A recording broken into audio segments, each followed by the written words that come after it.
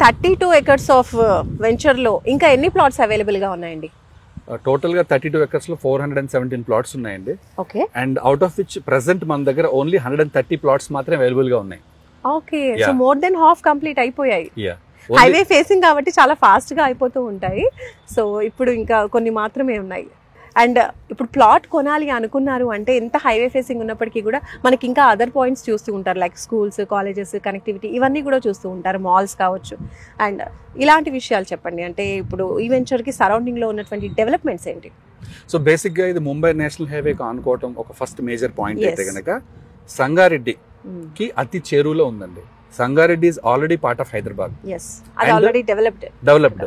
సంగారెడ్డి అనేది హైదరాబాద్ కి కనెక్ట్ అయినటువంటి అతి చేరులో ఉన్నటువంటి డిస్ట్రిక్ట్ హెడ్ క్వార్టర్. వేరే డిస్ట్రిక్ట్ హెడ్ క్వార్టర్స్ ఏవి కూడా సంగారెడ్డి ఉన్నంత దగ్గరగా లేవు.